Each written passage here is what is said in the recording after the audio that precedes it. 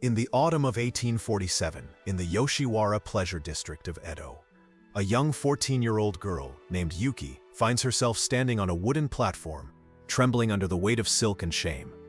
The crimson maple leaves drift past the paper windows like drops of blood, each one a reminder of the innocence being sold within these walls. What secrets does the floating world of the geisha hold? Can compassion bloom between a man feared by all and a child who has lost everything? Tell me in the comments where you're listening from, and prepare yourself for a tale that will challenge everything you believe about power, mercy, and the true meaning of honor in a world where both are commodities to be bought and sold. If this story awakens something deep and quiet in your heart, then you're in the right place. Here, we don't just tell love stories, we tell tales of resilience, sacrifice, and the kind of love that rises from pain and chooses to stay. If you want more stories about devotion, strength, and hard-earned hope, don't forget to like, subscribe, and turn on the bell so you never miss a journey into the soul. Because here, love is never easy, but it's always worth it. Act I. The Purchase. The paper lanterns of Yoshiwara cast dancing shadows across the narrow streets as the evening mist rolled in from the Sumida River. The scent of incense mixed with the distant sound of shamisen music, creating an atmosphere both beautiful and melancholic. Merchants hawked their wares in hushed tones, knowing that in this district, discretion was as valuable as gold. The cobblestones, worn smooth by countless footsteps of those seeking pleasure and those providing it, gleamed wet with the first drops of autumn rain. In the most prestigious geisha house of the district, the Sakuraya, a transaction was about to take place that would shock the entire floating world. The establishment stood 3 stories tall, its dark wooden facade adorned with intricate carvings of cherry blossoms and cranes. Red lanterns hung from the eaves, their warm light spilling onto the street below, promising warmth and beauty to those who could afford the price of admission. Inside, the air was thick with the smoke of expensive tobacco and the heavy perfume worn by the house's most prized entertainers. The walls were lined with silk screens painted with scenes of ancient poetry, and the floors were covered with tatami mats so fine that they seemed to whisper beneath the feet of those who walked upon them.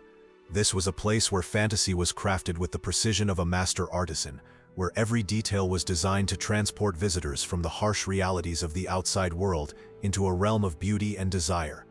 Magistrate Takeshi Yamamoto, a man of 60 winters with silver threading through his black hair and lines etched deep by years of difficult decisions, walked slowly through the corridors of the establishment. His dark kimono, made from the finest silk and adorned with his family crest, a stylized mountain peak surrounded by clouds, rustled softly against the tatami mats. The garments spoke of old money, older traditions, and the kind of power that didn't need to announce itself with gaudy displays. Behind him, the house's Mama-san bowed repeatedly, her painted face a mask of nervous respect. Okiku had run the Sakuraya for 15 years, and in that time, she had entertained daimyo, wealthy merchants, and even members of the shogun's inner circle. But never had she felt as nervous as she did in the presence of this particular man. Magistrate Yamamoto's reputation preceded him like a cold wind. Stories of his harsh sentences, his unwavering adherence to the law, and his complete lack of mercy for those who crossed his path. "Honorable Magistrate," she whispered, her voice barely audible above the soft music drifting from the main entertainment hall. "The girl is very young, perhaps too young for a man of your refined tastes. Might I suggest one of our more experienced entertainers? Hanako-san has been with us for 5 years and is skilled in all the traditional arts. Or perhaps Midori-san, who is renowned for her shamisen playing and her knowledge of classical poetry." Yamamoto raised his hand, silencing her with a gesture that had commanded courtrooms for decades. His eyes, though stern, held a depth that few had ever bothered to notice. They were the eyes of a man who had seen too much, judged too many, and carried the weight of countless decisions that had shaped the lives of others. "Show me to her," he said, his voice carrying the quiet authority of someone accustomed to being obeyed without question. Okiku's painted smile faltered slightly, but she bowed again and led him deeper into the house, past rooms where other transactions were being negotiated, past chambers where the soft sounds of shamisen music and gentle laughter created an illusion of happiness that existed only within these walls. In a small room at the back of the house, separated from the main entertainment areas by a narrow corridor lined with paintings of seasonal flowers, Yuki knelt on a thin cushion, her hands folded in her lap with the precision that had been drilled into her during her 3 days of hasty training. The room was sparse compared to the opulent chambers reserved for the house's established entertainers. A single scroll painting of bamboo in winter hung on one wall, and a small arrangement of autumn chrysanthemums sat in an alcove, their golden petals already beginning to wilt. She had been sold to the Sakurai just 3 days prior when her father's gambling debts became impossible to ignore. The memory of that final morning in her family's small apartment above the rice shop was burned into her mind with painful clarity. Her mother had wept as she braided Yuki's hair one last time, her fingers trembling as she worked the long black strands into an elaborate pattern that would mark her daughter as a commodity rather than a child. "Forgive me, my precious one," her mother had whispered, her tears falling onto Yuki's shoulders, like rain on summer stones. "Forgive me for failing to protect you. Forgive me for not being strong enough to find another way." Her father had stood in the doorway, unable to meet his daughter's eyes, his hands shaking from the withdrawal that came when the sake wore off and reality crashed back in like a tide. He had once been a proud merchant, respected in their neighborhood for his fair dealing and honest prices. But grief over his wife's illness and the mounting medical bills had driven him to seek solace in gambling halls and sake houses, until the debts had grown beyond his ability to pay. "The men will come for me if I don't give them something," he had said, his voice hollow with shame. "They said they would take the shop, the apartment, everything. But if I give them Yuki, they said the debt would be forgiven. She's beautiful, they said. She'll do well in the floating world. She'll have a better life than we could ever give her." The lies people told themselves to justify the unthinkable, Yuki had thought even then, were perhaps the cruelest part of the entire transaction. Now, sitting in this small room that smelled of incense and fear, she wore a simple kimono of pale blue silk decorated with small white flowers that seemed to mock the innocence she was about to lose. The garment had been provided by the house, along with the white face powder and red lip paint that transformed her from a merchant's daughter into a commodity to be appraised and purchased. Her face, though beautiful in the way that promised future fortune for the house, was streaked with the remnants of tears she had tried desperately to hide. The mama-san had been clear about the consequences of appearing anything less than grateful for the opportunity to serve in such a prestigious establishment.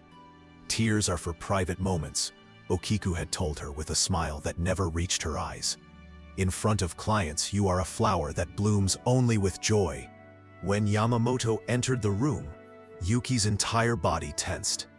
She had heard the whispers about the magistrate from the other girls during her brief time in the house, how he was known for his harsh sentences, how even the Yakuza feared his judgment, how he had never shown mercy to anyone who crossed his path. The mama-san had told her that this man could afford any woman in Yoshiwara, yet he had specifically requested the youngest, the newest, the most vulnerable. The stories painted him as a man without compassion, someone who viewed the world in terms of law and punishment, guilt and retribution. They said he had once sentenced a man to death for stealing rice to feed his starving family, that he had shown no emotion when ordering the execution of a young woman who had killed her abusive husband in self-defense. They said his heart was made of stone, polished smooth by years of dispensing justice without mercy. "Look at me, child," Yamamoto said, his voice surprisingly gentle, like the sound of wind through bamboo, rather than the harsh crack of a judge's gavel. Yuki raised her eyes slowly, expecting to see the cold calculation she had witnessed in every man who had examined her like livestock over the past 3 days. Instead, she found herself looking into eyes that seemed to carry their own burden of sorrow. They were dark brown, almost black, but there was a warmth in their depths that contradicted everything she had been told about this man.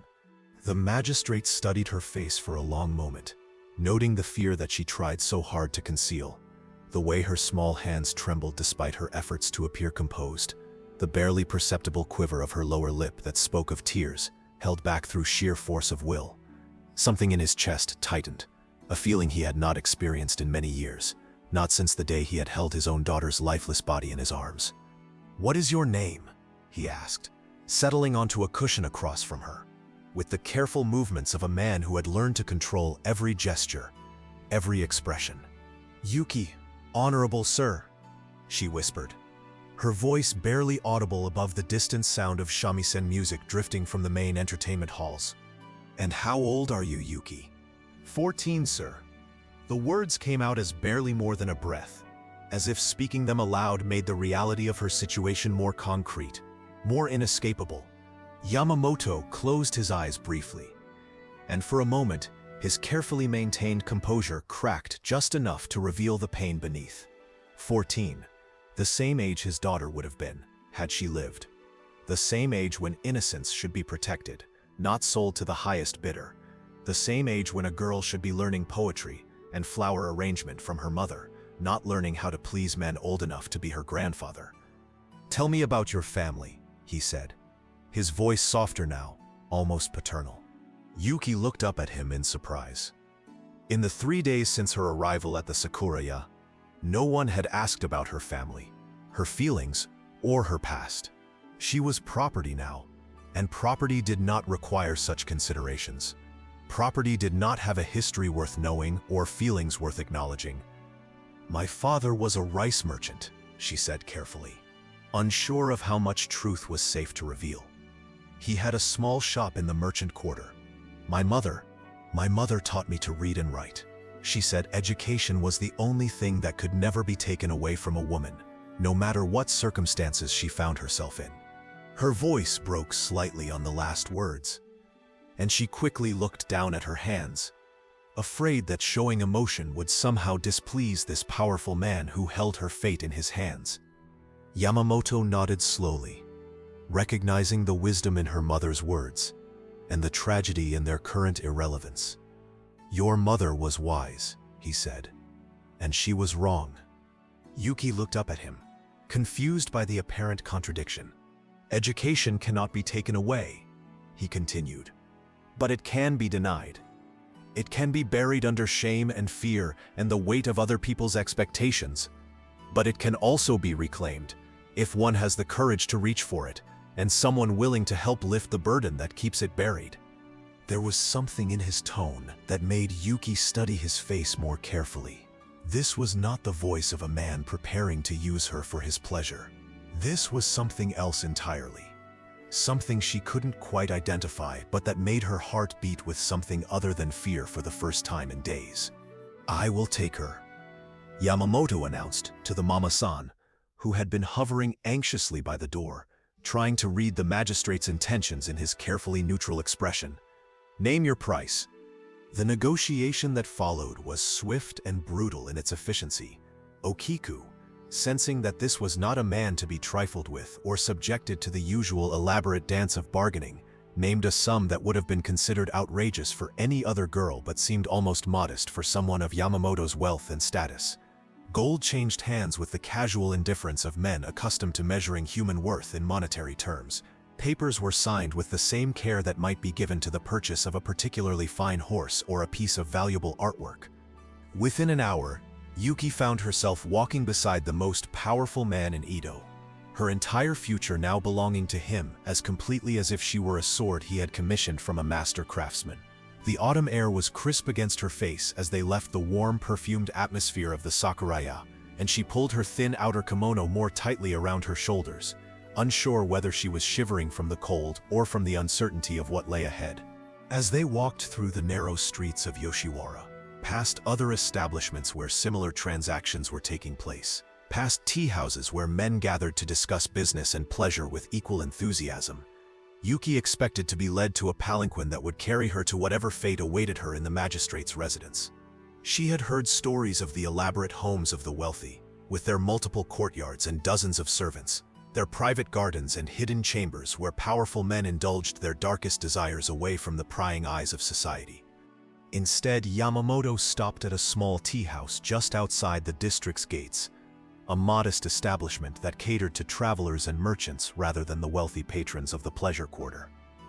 The building was simple but clean, with paper screens that glowed warmly in the lamplight, and the comforting aroma of green tea and grilled fish drifting from within. "Are you hungry?" he asked, And the question was so unexpected that Yuki could only stare at him in bewilderment. The simple inquiry carried a weight that she couldn't fully comprehend. In the 3 days since her sale, no one had asked about her comfort, her needs, or her feelings. She had been fed the same rice and vegetables given to all the house's new acquisitions, but no one had cared whether she enjoyed the food, or even whether she ate it at all. She was property now, and property did not require such considerations. Yes, sir, she admitted, realizing that she had barely eaten since arriving at the geisha house, her stomach too knotted with fear and anxiety to accept more than a few bites at each meal. They entered the tea house and were seated at a low table near a window that looked out onto a small garden where late-blooming chrysanthemums nodded in the evening breeze. The proprietor, a middle-aged woman with kind eyes and work-worn hands, clearly recognized the magistrate but treated him with the same respectful courtesy she would show any customer, neither fawning nor fearful. The meal that arrived was simple but beautifully prepared. Steamed rice in a lacquered bowl, miso soup with tiny cubes of tofu floating like clouds in the rich broth, grilled mackerel with a glaze that caught the lamplight, and pickled vegetables arranged with an artist's eye for color and balance. It was the kind of food that spoke of home and comfort rather than luxury and excess. They sat in silence as Yuki picked at her food with the careful movements of someone who had learned that drawing attention to oneself was dangerous.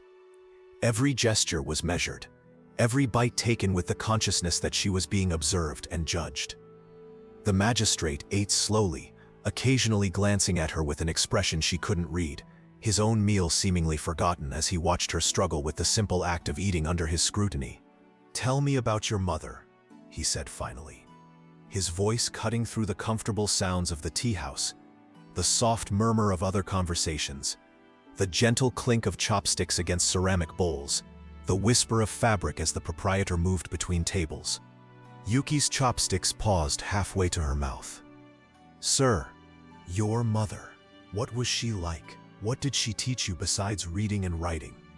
The kindness in his voice was almost more frightening than cruelty would have been. Yuki had prepared herself for violence, for degradation, for the loss of everything that made her human. She had not prepared for compassion, for genuine interest in her thoughts and feelings, for questions that suggested she was still a person worthy of consideration, rather than merely an object to be used. "My mother was gentle," she said carefully, unsure of how much truth was safe to reveal, but finding herself drawn to speak by the unexpected warmth in his eyes. "She taught me calligraphy and flower arrangement. She said that beauty was something that could be created even in the smallest spaces, even with the humblest materials. She would make tea ceremony with our everyday dishes and pretend we were entertaining the emperor himself." Her voice grew stronger as she spoke, the memories bringing a faint smile to her lips, despite her circumstances. "She told me stories of the old court, of ladies who wrote poetry that was remembered for centuries, of women who found ways to have influence and importance, even in a world that said they should be silent and invisible." "She sounds like a remarkable woman," Yamamoto said, and there was genuine respect in his voice. "What happened to her?" Yuki's hands tightened on her chopsticks, and for a moment, she couldn't speak. When she finally found her voice, it was barely more than a whisper. "She died of a fever last winter. The doctor said it was her lungs. She had been coughing for months, but we couldn't afford the medicine that might have helped her. After that, my father, he started gambling more. He said he was trying to win enough money to give me a proper dowry, to ensure I could make a good marriage, but..." She trailed off, unable to finish the sentence, unable to voice the truth that her father's gambling had been less about securing her future, and more about drowning his grief in the temporary excitement of games of chance. "But grief makes people do foolish things," Yamamoto completed gently, his own voice heavy with understanding. "Yes," Yuki whispered, grateful that he had given voice to what she couldn't say herself. They finished their meal in contemplative silence, and when the magistrate paid the proprietor, he left enough extra coins to ensure that the woman would remember them kindly. As they prepared to leave, Yuki found herself wondering if this unexpected kindness was merely the calm before a storm, if the magistrate was simply a man who preferred his cruelty seasoned with false gentleness. But as they walked through the darkening streets toward the samurai quarter, where the magistrate's residence stood, she began to sense that something else was at work here, something that defied her understanding of how the world operated. This was not the behavior of a man preparing to use her for his pleasure. This was something else entirely, something that made her heart beat with a mixture of hope and terror, that was almost more overwhelming than simple fear had been. Act 2. The Unexpected Sanctuary. The magistrate's residence stood in the samurai quarter of Edo, a traditional compound surrounded by high walls and guarded gates that spoke of old money and older traditions. As their palanquin approached through streets lined with similar establishments, each one a fortress of privacy and privilege, Yuki felt her heart sink. The building seemed to loom over her like a prison, its dark wood and severe lines promising nothing but isolation and suffering. The walls were built from massive stones fitted together with the precision of master craftsmen, topped with curved tiles that gleamed like scales in the moonlight. Iron-reinforced gates stood closed against the night, and the sound of their approach was announced by the soft chiming of wind bells hanging from the eaves. This was the home of a man who valued security and privacy above all else, a place where secrets could be kept and screams would never be heard by the outside world. But when the gates opened at the approach of their palanquin, and they entered the main courtyard, Yuki gasped in surprise. The garden was magnificent. Carefully tended cherry trees, their branches heavy with late autumn leaves that glowed like copper in the lantern light, surrounded a small pond where koi fish swam in lazy circles, their scales catching the reflection of stone lanterns that lined the carefully raked gravel paths. The sound of a small waterfall created a sense of peace that seemed impossible in the heart of such a bustling city, and the air was filled with the subtle fragrance of late-blooming chrysanthemums and the clean scent of water flowing over stone. This was not the harsh utilitarian space she had expected, but rather a place designed for contemplation and beauty, where every element had been chosen and placed with the care of a master artist. "Welcome to your new home," Yamamoto said, as he helped her down from the palanquin, and there was something in his voice that made Yuki look at him sharply. The word home carried implications that she didn't dare to hope for, suggestions of belonging and permanence that seemed impossible given the circumstances of her arrival. An elderly woman emerged from the main house, moving with the quiet dignity of someone who had spent decades in service to a household of importance. Her gray hair was pulled back in a simple but elegant bun, and her kimono, while clearly of fine quality, was practical rather than ornate, the clothing of someone who valued function over display. She bowed to Yamamoto with the respect due to a master, but her eyes were fixed on Yuki with an expression of gentle curiosity rather than the cold assessment she had grown accustomed to receiving. "This is Oba-san," Yamamoto explained, using the respectful term for an older woman that suggested both affection and honor. "She has managed my household for 20 years, and there is no one in all of Edo whose judgment I trust more completely. She will see to your needs and help you understand the ways of this house." Oba-san approached Yuki with the careful movements of someone accustomed to dealing with frightened creatures, her weathered face kind but not pitying, understanding but not condescending. "Come, child," she said softly, her voice carrying the warmth of a grandmother speaking to a beloved grandchild. "Let me show you to your room. You must be tired after such a long day." Yuki followed the older woman through corridors lined with beautiful paintings and calligraphy scrolls, each one a masterpiece that spoke of the magistrate's refined taste and considerable wealth. The house was elegant but not ostentatious, filled with the kind of quiet luxury that spoke of old money and older traditions. The floors were covered with tatami mats, so fine that they seemed to whisper beneath their feet, and the air was scented with the subtle fragrance of sandalwood incense burning in hidden braziers. The walls were decorated with seasonal paintings that changed as they moved through the house. Spring cherry blossoms, giving way to summer festivals, autumn maple leaves, yielding to winter snow scenes. Each painting was a window into a world of beauty and tranquility that seemed to exist in stark contrast to the harsh realities of the world outside these walls. The room Oba-san led her to was larger than the entire space her family had occupied in their small apartment above the rice shop. Tatami mats covered the floor in a perfect geometric pattern, and a low table sat in the center, surrounded by silk cushions embroidered with delicate patterns of seasonal flowers.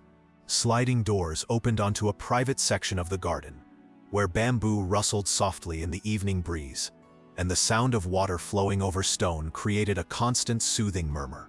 A tokonoma alcove held a single scroll painting of a mountain landscape shrouded in mist, and below it, a simple arrangement of autumn branches in a ceramic vase that was clearly the work of a master potter. The room was furnished with everything necessary for comfort: a writing desk with brushes and inkstones, a small chest for clothing, and sleeping arrangements that included the finest silk futon and coverlets that Yuki had ever seen. "This will be your room," Oba-san said, her voice matter-of-fact but not unkind. "No one will enter without your permission, and you may arrange it however pleases you. The master has been very clear about your status in this house." Yuki stared at her, unable to process what she was hearing. "My permission?" "The master has been very clear about your status in this house," Oba-san replied, settling onto a cushion and gesturing for Yuki to do the same. "You are not a servant, though you will be expected to contribute to the household in ways that suit your abilities and interests. You are not a concubine, though you will be treated with the respect due to a member of this family. You are," she paused, as if searching for the right words, "a ward, a daughter of the house, if you choose to accept that role." "I don't understand," Yuki whispered, her voice barely audible above the sound of wind chimes tinkling in the garden breeze. Oba-san's expression softened, and for the first time since entering this strange new world, Yuki saw something approaching maternal warmth in another person's eyes. "Neither did I, at first. But the master lost his own daughter many years ago, along with his wife. Perhaps he sees in you a chance to honor their memory, to be the father he never had the opportunity to be." "But he bought me," Yuki said, the words coming out more harshly than she had intended. "I was sold to him like a piece of merchandise. How can I be a daughter when I am property?" "Property can be freed," Oba-san said simply. "Contracts can be dissolved. Papers can be burned. What matters is not how you came to be here, but what you choose to do now that you are." That night, Yuki lay on the softest futon she had ever experienced, staring up at the ceiling and trying to make sense of her situation. The room was warm despite the autumn chill outside, heated by carefully placed braziers that filled the air with the gentle scent of charcoal and sandalwood. Through the sliding doors, she could see the garden bathed in moonlight, the koi pond reflecting the stars like a mirror made of liquid silver. She had been purchased like a piece of merchandise, yet she was being treated like an honored guest. The magistrate had the legal right to do anything he wished with her, yet he had not even touched her hand. She had expected to be used and discarded, yet she had been given a room that was more beautiful than any space she had ever inhabited, and told that it was hers to arrange as she pleased. The contradictions were overwhelming, and she found herself wondering if this was all some elaborate game, some cruel form of psychological torture that would make her eventual fall all the more devastating. Perhaps the magistrate was a man who enjoyed breaking his victims slowly, who found pleasure in building hope only to destroy it more completely. But as the days passed, her cynical expectations began to give way to a cautious, fragile hope. Each morning, Oba-san would bring her breakfast, not the simple rice and vegetables she had expected, but elaborate meals that changed daily and seemed designed to please her palate rather than merely sustain her body. The older woman would ask what she would like to do with her day, a question that was so foreign to Yuki's experience that at first she could only stare in bewilderment. What she would like to do. The concept was so alien that she couldn't even formulate an answer. For 14 years, her days had been structured around the needs and expectations of others, helping her mother with household tasks, assisting her father in the shop, caring for her mother during her final illness. The idea that her own desires and interests might be worthy of consideration was revolutionary. Gradually, she began to explore the house and its extensive grounds. The magistrate's residence was larger than she had initially realized, with multiple courtyards and gardens, each one designed around a different theme or season. There was a formal garden with carefully pruned pine trees and raked gravel patterns that changed with the light throughout the day. There was a tea garden with a small pavilion where the ceremony could be performed in perfect tranquility. There was even a small shrine dedicated to the family's ancestors, where incense burned constantly and offerings of rice and sake were renewed daily. But it was the library that truly captured her imagination. Yamamoto, she discovered, was a scholar as well as a magistrate, and his collection included not only legal texts and classical literature, but also works on philosophy, poetry, mathematics, and even some forbidden foreign books that had somehow made their way into Japan, despite the country's strict isolation policies. The room was lined floor to ceiling with wooden shelves that held thousands of volumes, each one carefully cataloged and maintained. Scrolls were stored in silk-lined boxes, and bound books were arranged by subject and author with the precision of a master librarian. The air smelled of paper and ink, and the subtle fragrance of the cedar wood used to protect the collection from insects and moisture. There were works by Confucius and Mencius, collections of Tang Dynasty poetry, treatises on military strategy and agricultural techniques. There were illustrated books on flower arrangement and tea ceremony, detailed studies of astronomy and mathematics, and even a few volumes of what appeared to be European texts, their strange alphabet and unfamiliar binding marking them as treasures from the forbidden outside world. One afternoon, she was sitting in the garden reading a collection of poems by Lady Murasaki when Yamamoto found her. She had been so absorbed in the elegant verses that she hadn't heard his approach, and when she looked up to find him standing nearby, she started to rise and bow in the formal manner that Oba-san had been teaching her. "Please, don't get up," he said, settling onto a nearby stone bench with the careful movements of a man who had learned to control every gesture. "You read well. Your mother taught you classical Chinese as well as Japanese." "A little," Yuki replied, still uncertain of how much truth was safe to reveal. She said that a woman who could read the classics would never be truly powerless, because she would always have access to the wisdom of the ages. "Your mother was a remarkable woman," Yamamoto said, and there was genuine respect in his voice. "What do you think of Lady Murasaki's work?" The question surprised her. In her previous life, no one had ever asked for her opinions on literature or poetry. Such discussions were considered the province of educated men, not merchants' daughters or geishas in training. "I think," she said carefully, "that she understood something about the nature of power that most people miss. Prince Genji has all the obvious forms of power: wealth, position, the favor of the emperor. But it's the women in the story who really shape events. They do it quietly, indirectly, but they're the ones who determine the course of the narrative." Yamamoto nodded approvingly. "An astute observation. And what do you think that tells us about the nature of influence in our own world?"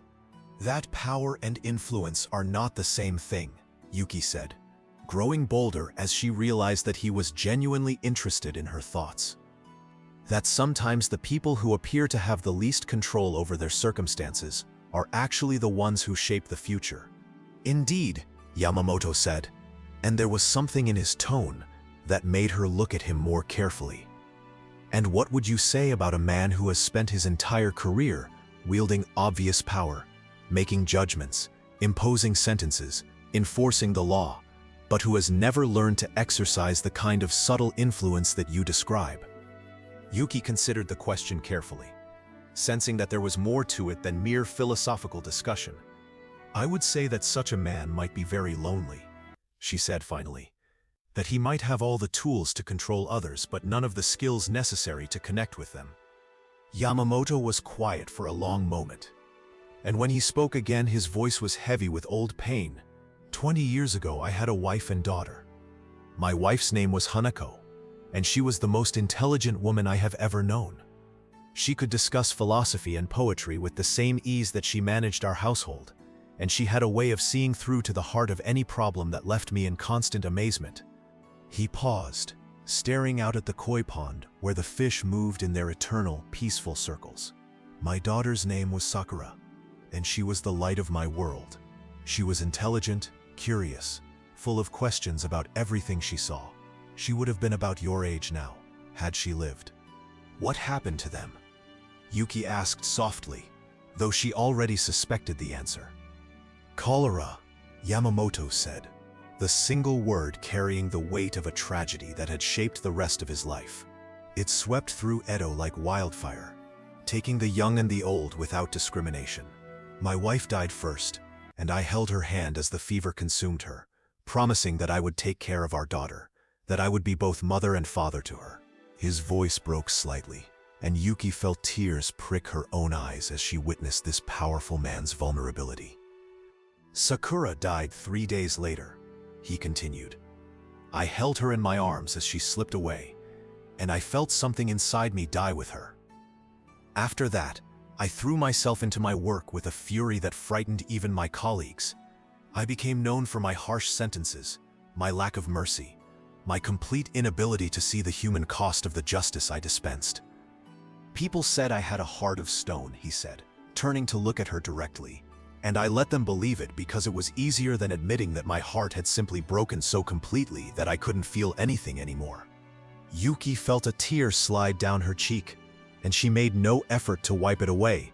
I'm sorry, she whispered, the words inadequate but sincere. When I saw you in that house, Yamamoto continued, terrified and alone, I saw Sakura.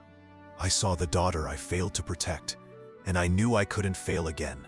But more than that, I saw a chance to remember what it felt like to care about someone other than myself, to use my power to protect rather than to punish. So you saved me, Yuki said, beginning to understand the true nature of her situation. No, Yamamoto said firmly, his voice carrying the weight of absolute conviction. I gave you a choice. What you do with that choice is entirely up to you. As the weeks passed, Yuki began to understand what he meant. She was free to read, to walk in the gardens, to learn calligraphy from a master who came twice a week to teach her the finer points of brush technique and composition. She was free to ask questions, to express opinions, to be curious about the world beyond the compound's walls. She was free to help Obasan with household management, learning the complex art of running an establishment of such size and importance. But most importantly, she was free to leave. The papers that bind you to me can be dissolved, Yamamoto told her one evening as they shared tea in the garden, a ritual that had become their daily custom. The autumn air was crisp, and the first frost had touched the edges of the maple leaves, turning them brilliant shades of red and gold. I have enough influence to ensure that your father's debts are forgiven, and that you would be free to make your own way in the world. Where would I go?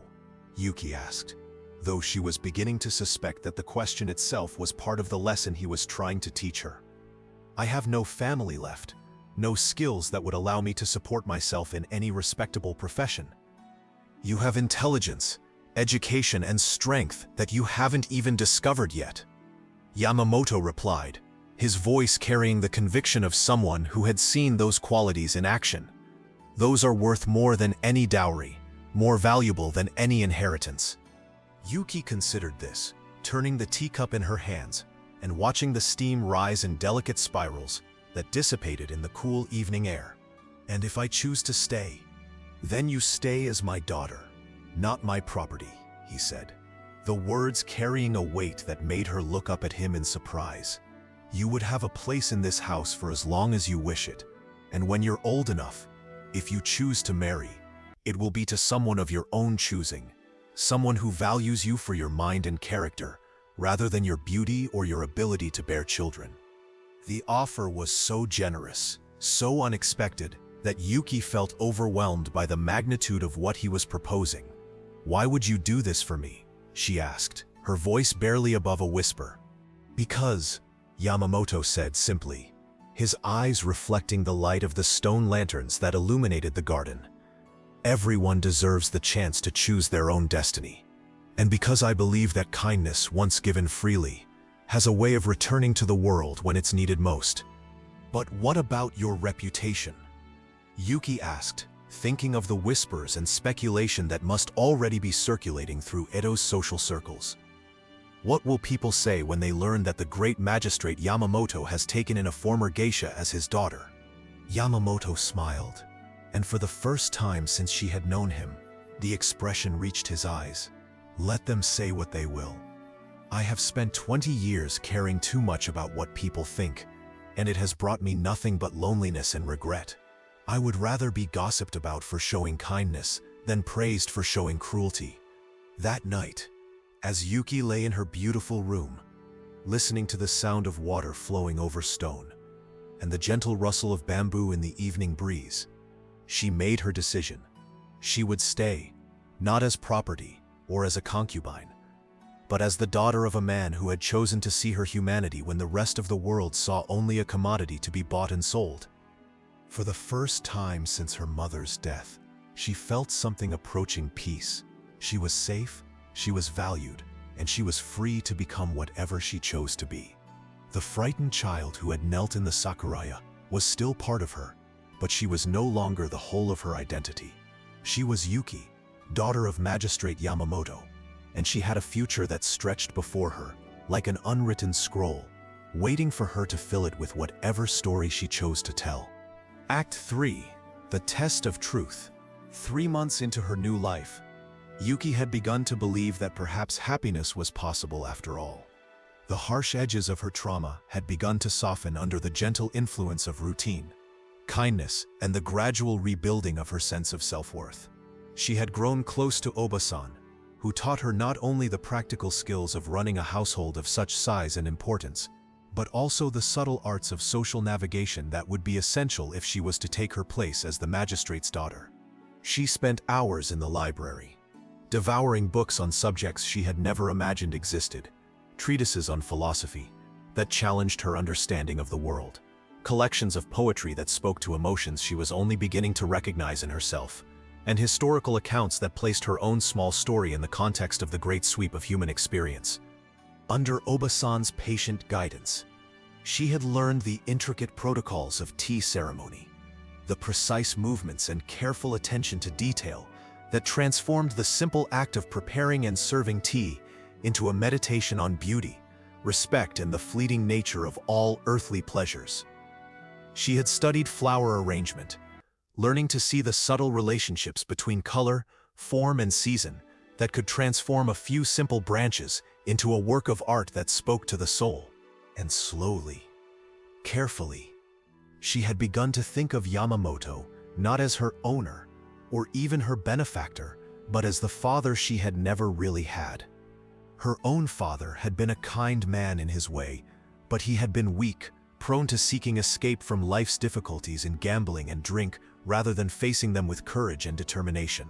Yamamoto, by contrast, was a man who faced the world's complexities head-on, who took responsibility for his actions and their consequences, who had chosen to transform his own pain into a source of strength rather than an excuse for weakness. Their evening conversations had become the highlight of her days. They would sit in the garden as the sun set behind the carefully pruned pine trees, sharing tea and discussing everything from classical poetry to contemporary politics, from the philosophical implications of Confucian ethics to the practical challenges of governing a city as large and complex as Edo. Yamamoto treated her opinions with the same respect he would show to any intelligent adult, never condescending to her because of her age or her background, never dismissing her thoughts simply because they came from someone who had once been property rather than a person. Under his patient encouragement, she had begun to develop confidence in her own intellectual abilities, to trust her instincts and express her ideas with growing eloquence and conviction. It was during the cherry blossom season, when the entire city seemed to pause in celebration of beauty's brief flowering, that their peaceful existence was shattered like a stone thrown through a paper screen. Yuki was practicing calligraphy in the garden, working on a poem that captured her feelings about the transient beauty of the sakura blossoms that had just begun to fall like snow across the carefully raked gravel paths. The morning air was soft and warm, filled with the sweet fragrance of the flowers and the gentle sound of bees moving from blossom to blossom in their ancient dance of pollination. She had just completed a particularly challenging character when she heard raised voices from the main house. Through the open sliding doors, she could see Yamamoto speaking with two men she didn't recognize, their formal dress and aggressive postures marking them as representatives of some official business. Their voices carried clearly in the still air, and what she heard made her blood turn to ice. "Magistrate Yamamoto," one of the men was saying, his tone respectful but firm. "We represent the Sakuraya Geisha House. We have come to discuss the girl you purchased 3 months ago." "What about her?" Yamamoto's voice was carefully controlled, but Yuki could hear the underlying tension that spoke of a man preparing for battle. "There have been rumors," the second man continued, his voice carrying the oily smoothness of someone accustomed to delivering unpleasant news with a veneer of politeness.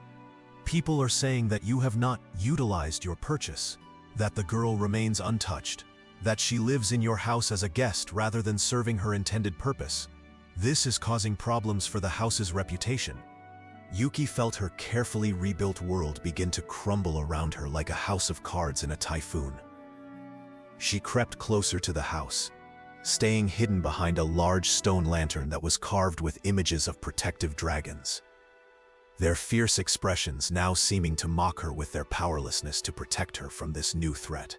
"The Mama-san is concerned," the first man continued, "that if word spreads that even the great Magistrate Yamamoto found the girl unsatisfactory for her intended purpose, it will damage her value and the house's reputation for providing quality entertainment. She is prepared to offer you a full refund if you return the girl, or to provide a replacement who might be more to your taste." "And if I refuse both options?" Yamamoto's voice was deadly quiet, carrying the kind of controlled menace that had made him feared in courtrooms throughout the city. "Then she requests that you make use of your purchase in a more traditional manner," the second man said, his words carefully chosen but their meaning unmistakable. "Publicly, if necessary, to quell the rumors and restore confidence in the house's reputation." Yuki's hands flew to her mouth to stifle a gasp that threatened to give away her presence. The careful world of safety and respect that had been built around her over the past 3 months was revealed to be as fragile as morning frost, liable to be destroyed by the first harsh wind of reality. She had been living in a dream, believing that she was safe, that she was valued for something other than her body, that she had found a place in the world where she could be seen as a human being rather than a commodity. But the reality was crashing down around her like a house of paper in a typhoon, reminding her that in the eyes of the law and society, she was still property, still a thing to be used for the pleasure of men. "I see," Yamamoto said, his voice carrying the kind of quiet authority that had commanded respect in courtrooms for decades. "And what if I told you that the girl's status in my household is none of your concern? That the transaction was completed according to the terms agreed upon, and that I am under no obligation to justify my actions to you or anyone else?" "With respect, Magistrate," the first man replied, his tone becoming more aggressive. "It is our concern when it affects our business and our reputation. The Mama-san has been very patient, understanding that a man of your position might require time to adjust to his new acquisition. But she cannot allow this situation to continue indefinitely. The rumors are already spreading beyond Yoshiwara," the second man added. "People are beginning to question whether the girl was defective in some way, whether there was some hidden flaw that made her unsuitable for her intended purpose. This kind of speculation is damaging to the house's reputation and to the value of their other girls." There was a long silence, during which Yuki pressed herself against the stone lantern, her heart pounding so loudly she was sure it would give her away. She could hear the sound of her own breathing, harsh and rapid in the morning stillness, and the distant sound of cherry blossoms falling like tears onto the gravel paths. "Very well," Yamamoto said finally, his voice carrying a note of resignation that made Yuki's heart sink into her stomach. "Tell the Mama-san that I will resolve this matter within the week. She will have her answer, and the rumors will be put to rest." The men bowed and left, their footsteps echoing across the courtyard as they made their way back to the gates. Yuki remained hidden, tears streaming down her face as the full implications of what she had heard began to sink in. She had been foolish to believe that her situation was anything other than what it appeared on the surface. She was property, and property could be returned, exchanged, or used as its owner saw fit. The kindness she had experienced, the respect she had been shown, the growing sense of belonging and safety, all of it had been an illusion, a temporary reprieve that was now coming to an end. That evening, Yamamoto found her sitting by the koi pond, staring at the fish as they swam in their endless circles, their movements as predictable and constrained as her own future now seemed to be. The cherry blossoms continued to fall around them, their beauty made more poignant by its transience, their brief flowering a reminder that all beautiful things must eventually come to an end. "You heard," he said, settling onto the stone bench beside her. It wasn't a question. Yuki nodded, not trusting her voice to remain steady if she tried to speak. "I want you to know that nothing has changed," he said, his voice gentle but firm. "You are still free to choose your own path. Still welcome in this house for as long as you wish to stay." "Am I?" Yuki turned to face him, her eyes blazing with a mixture of hurt and anger that surprised them both with its intensity. "Because it sounds like my choices are to be returned to the geisha house like defective merchandise, to be used by you in the way that was originally intended, or to be displayed publicly like a trophy to prove your virility to the gossips of Edo." Yamamoto winced at the bitterness in her voice, recognizing the pain behind her words and understanding that his failure to anticipate this challenge had put her in an impossible position. "There is another option," he said quietly. "Which is, we could stage a public ceremony," he said, his voice carrying the weight of a decision that would change both their lives forever. "A formal adoption, making you legally my daughter, in the eyes of the law and society. It would end all speculation about our relationship and give you the protection of my name and status." Yuki stared at him, unable to process what she was hearing. "You would do that? Publicly claim me as your daughter, knowing what people would say, knowing how it would affect your reputation, if you would have me as your father," he said simply, the words carrying a vulnerability that she had never heard from him before. The simplicity of the offer, the quiet dignity with which he made it, broke something open in Yuki's chest that had been locked away since the day she was sold. For months, she had been waiting for the other shoe to drop, for the kindness to reveal itself as manipulation, for the respect to transform into the kind of possessive control she had expected from the beginning. But here was a man offering to sacrifice his own reputation, his own social standing, to protect hers. Here was someone willing to face the gossip and speculation of an entire city in order to give her the legal protection and social status that would make her truly free. "What would people say?" she asked, though she already knew the answer. "They would say that I had lost my mind," Yamamoto replied with a slight smile. "They would speculate about my motives, question my judgment, and probably invent all sorts of scandalous explanations for my decision. But they would also have to accept the legal reality of the situation. And once you are officially my daughter, no one would dare to treat you as anything less. And the geisha house will have no choice but to accept the situation," he said firmly. "Once you are legally my daughter, they will have no claim on you, no right to demand your return or to dictate how you live your life. The contract that bound you to them will be dissolved, and you will be free in every sense of the word." Yuki felt tears welling up again, but this time they were tears of relief, rather than despair, tears of gratitude rather than fear. "Yes," she whispered, her voice barely audible above the sound of water flowing over stone and cherry blossoms falling like snow. "Yes, I would be honored to be your daughter." The adoption ceremony took place the following week in the presence of witnesses from the highest levels of Edo society. Yamamoto spared no expense, ensuring that the event was grand enough to make a statement that could not be ignored or dismissed by even the most determined gossips. The ceremony was held in the main hall of the magistrate's residence, which had been decorated with elaborate arrangements of seasonal flowers and hanging scrolls that proclaimed the virtues of filial piety and family loyalty. Incense burned in ornate braziers, filling the air with the sacred scent of sandalwood and creating an atmosphere of solemnity and reverence. Yuki, dressed in the finest silk kimono that money could buy, a creation of deep purple silk, decorated with patterns of cherry blossoms and flowing water that had been commissioned specifically for the occasion, knelt before the magistrate as he formally declared her to be his daughter and heir. The garment was a work of art in itself, its colors and patterns chosen to symbolize rebirth, renewal, and the flowing of water that eventually reaches the sea.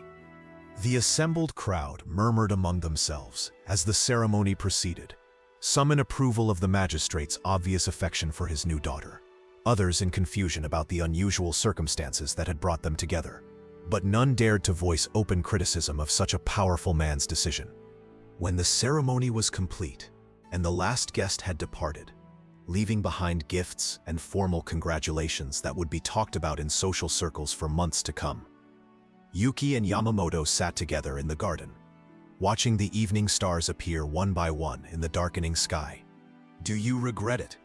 Yuki asked, her voice soft in the gathering darkness. "Taking on a daughter who brings you nothing but scandal and speculation?" Yamamoto smiled, and for the first time since she had known him, the expression reached his eyes and transformed his entire face. "My dear daughter," he said, the words carrying a warmth that seemed to light up the entire garden, "you have brought me something far more valuable than reputation or social standing. You have brought me back to life." Act 4. The Legacy of Love. 5 years later, the cherry trees in Yamamoto's garden were in full bloom, their pink petals drifting like snow across the carefully tended paths where Yuki now walked with the confident grace of a young woman who had found her place in the world.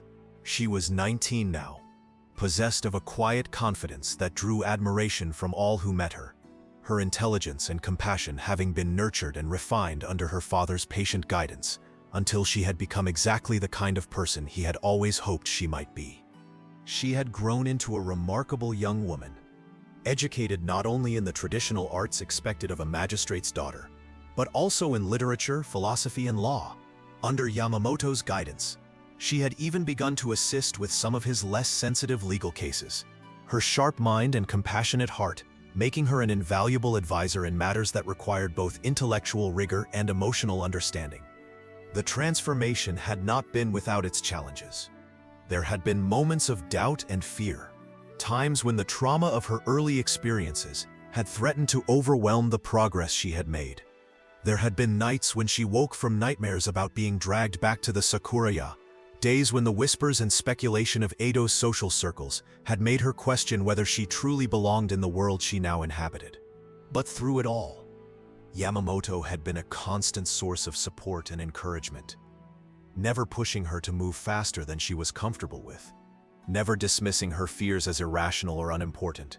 He had taught her that healing was not a destination but a journey, that strength was not the absence of fear but the decision to act with courage despite that fear.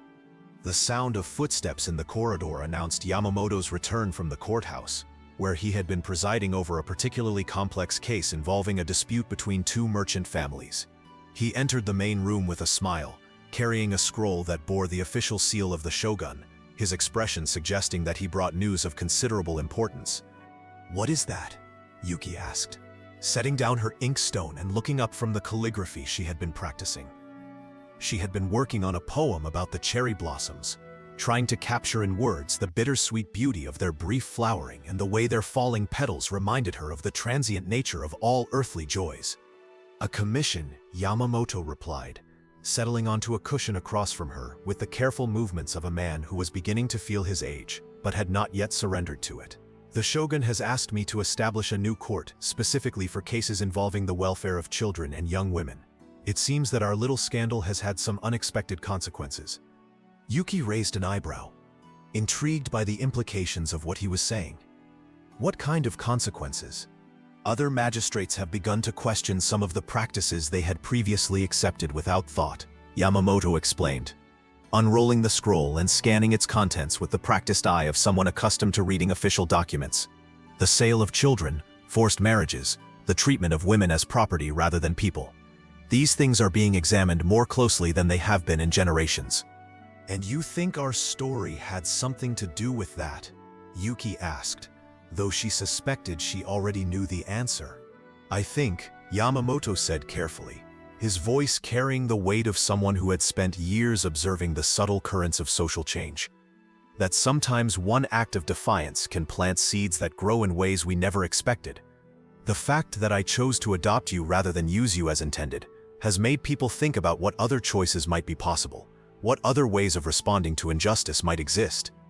Yuki felt a warm glow of pride, not just in her father's accomplishments, but in her own small part in creating change that extended far beyond their personal story.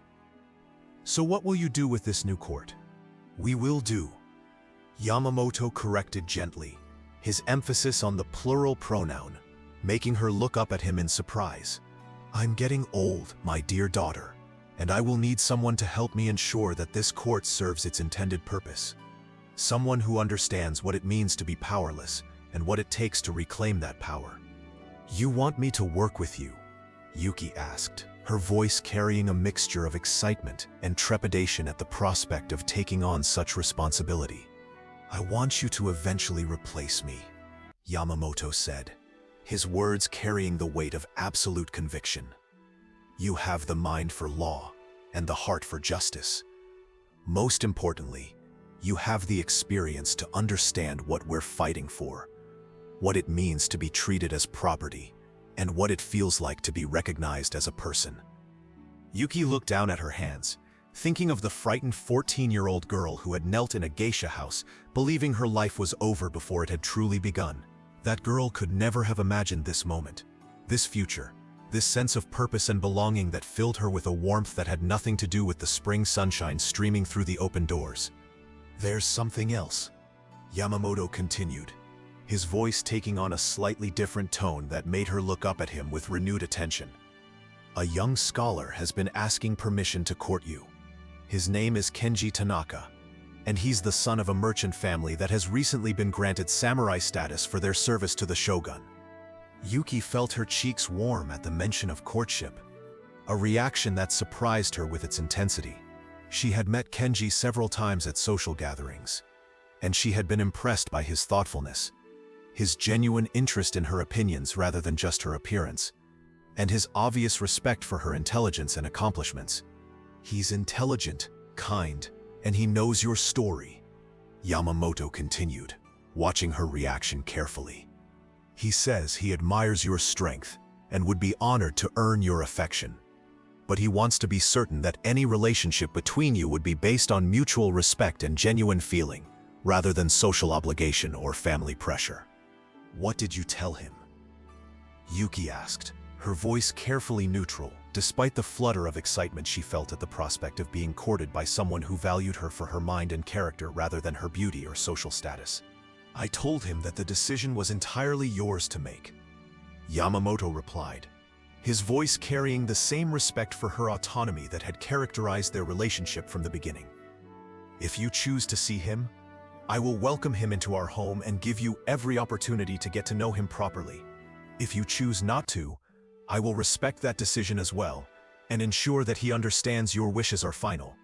"And if I choose never to marry at all?" Yuki asked, testing the boundaries of the freedom he was offering her. "Then you will always have a place here, and work that gives your life meaning," Yamamoto said without hesitation. "Marriage should be a choice made from love and compatibility, not from necessity or social pressure. You have the education and resources to support yourself, and you will inherit everything I have when I'm gone. You are free to choose the life that makes you happiest." Yuki smiled, feeling the deep contentment that came from being truly loved and truly free. "I think I would like to see him," she said finally, "but slowly, carefully. I want to be sure that any choice I make is my own, based on my own feelings rather than on what others expect of me." "As it should be," Yamamoto agreed, his voice carrying the satisfaction of a father who had successfully raised a daughter capable of making her own decisions. "As it always should be." That evening, as they shared their customary tea in the garden where cherry blossoms continued to fall like blessings from the darkening sky, Yuki reflected on the strange turns her life had taken. She had been sold as a commodity and had found a father. She had expected cruelty and had discovered compassion. She had thought her story was ending and had instead found that it was just beginning. The koi fish swam in their eternal circles in the pond, their movements now seeming less like imprisonment and more like a meditation on the beauty of routine, the comfort of familiar patterns, the peace that came from knowing one's place in the world. The sound of water flowing over stone created a constant soothing murmur that spoke of continuity and renewal, of the way that even the smallest streams eventually found their way to the sea. "Father," she said, using the title that still felt like a gift every time she spoke it. "Do you ever wonder what would have happened if you had made a different choice that day? If you had done what everyone expected, what the law allowed, what society would have considered normal?" Yamamoto considered the question seriously, his eyes reflecting the light of the stone lanterns that illuminated the garden and created pools of warmth in the gathering darkness. "I think," he said finally, "that I would have become exactly the kind of man I spent 20 years pretending to be. Cold, cruel, empty. A man who wielded power without wisdom, who enforced law without justice, who lived without love." "And what kind of man are you now?" Yuki asked, though she already knew the answer. "A father," he said simply, his voice carrying the quiet satisfaction of someone who had finally discovered his true purpose in life. "A protector, a man who believes that love is stronger than law, that mercy is the highest form of justice, and that the greatest power is the power to choose kindness when the world expects cruelty." As the stars appeared overhead, and the night-blooming jasmine filled the air with its sweet fragrance, Yuki knew that her father was right. Love had indeed proven stronger than law, and mercy had triumphed over the harsh realities of their world. The frightened child who had been sold in Yoshiwara was gone, replaced by a young woman who understood her own worth and had the power to shape her own destiny. And the cold magistrate who had been feared throughout Edo had been transformed into a man whose greatest legacy would not be his harsh sentences, but his single act of unexpected kindness. In the floating world of the Geisha district, where beauty was currency and innocence was a commodity to be bought and sold, one man had chosen to see a human being instead of property. And that choice had changed not just two lives, but had sent ripples of change throughout their entire society, creating new possibilities for justice and compassion that would outlive them both. Epilogue. 10 years later, the Yamamoto Court for the Protection of Women and Children had become a model that was being replicated throughout Japan. Its innovative approaches to justice and its emphasis on rehabilitation rather than punishment drawing visitors and scholars from across the country. The court's reputation for fairness and compassion had spread far beyond Edo, inspiring similar reforms in other cities and creating a new understanding of what justice could look like when it was tempered with mercy. Yuki, now Judge Yamamoto in her own right, presided over cases with the same combination of wisdom and compassion that her father had shown her, but with an additional understanding that came from her own experience of powerlessness and recovery. She had developed innovative approaches to dealing with cases involving children and young women, creating programs that focused on healing and education rather than punishment, establishing safe houses for those fleeing abusive situations, and working with reformed geisha houses to create new opportunities for women who wanted to leave the floating world. Her courtroom had become known as a place where the voiceless could find advocates, where the powerless could find protection, where justice was dispensed with both firmness and compassion. She had earned the respect of her colleagues, not through fear or intimidation, but through her unwavering commitment to seeing the humanity in every person who appeared before her. She had married Kenji Tanaka in a ceremony that celebrated not just their love, but their partnership in working for social justice. Their courtship had been everything that Yamamoto had hoped for his daughter. Slow, respectful, based on genuine affection and shared values, rather than social obligation or financial advantage. Kenji had proven to be exactly the kind of man who could appreciate Yuki's strength without feeling threatened by it, who could support her ambitions without trying to control them. Together, they had 2 children, a daughter named Sakura, in honor of the sister Yuki had never met, but whose memory had saved her, and a son named Takeshi, after the man who had shown them both what true strength looked like. The children grew up in a household where love was abundant, where questions were encouraged, where they learned that their worth came not from their obedience or their beauty, but from their kindness and their courage. Magistrate Yamamoto, now retired but still sharp as ever, spent his days teaching his grandchildren to read and write, just as he had once taught their mother. He often told them the story of how their mother had come to be part of their family, emphasizing not the darkness of her origins, but the light that had emerged from choosing love over convention, mercy over law, compassion over cruelty.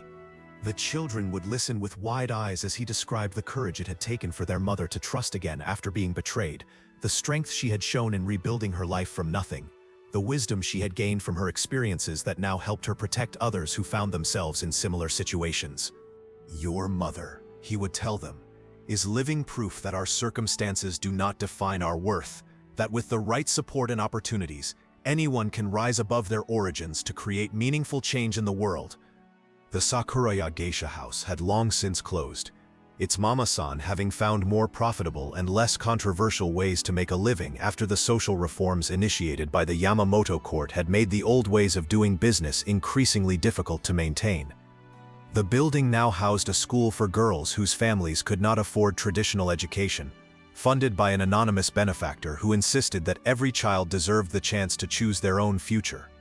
The school had become known throughout Edo for its innovative curriculum, which included not only traditional subjects like calligraphy and literature, but also practical skills like mathematics and accounting, that would allow its graduates to support themselves in respectable professions.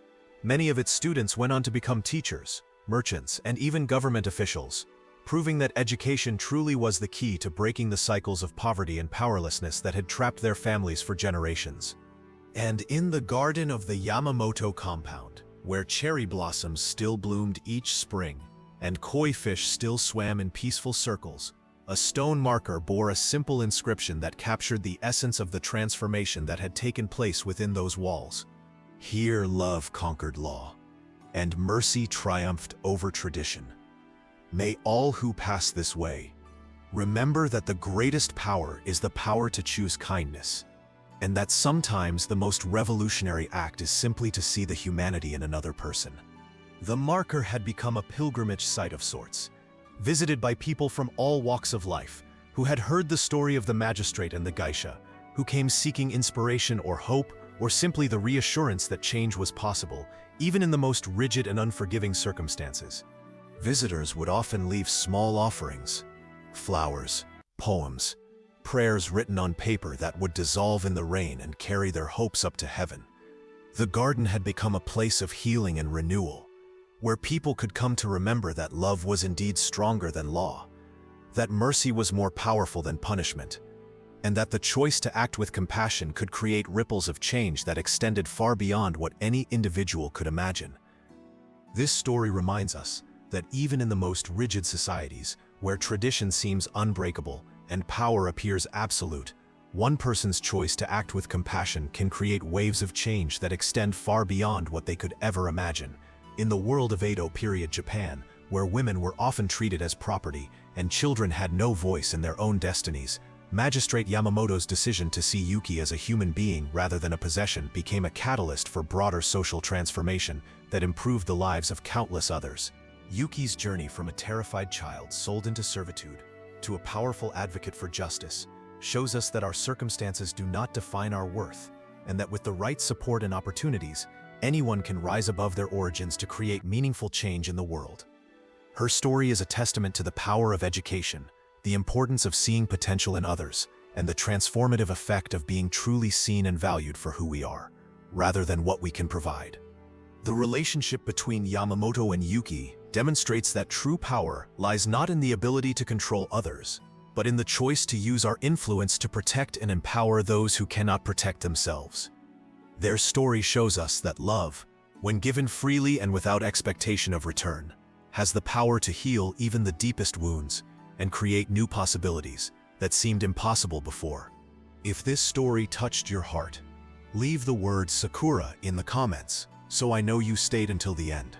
And if you want more stories of love conquering tradition and courage triumphing over adversity, don't forget to check out the other tales I've shared. Thank you for joining me in this journey through Edo period Japan. Remember to share this story with someone who needs to be reminded that sometimes the most powerful act of rebellion is simply choosing to be kind, and that the greatest legacy we can leave is the love we give to others when they need it most.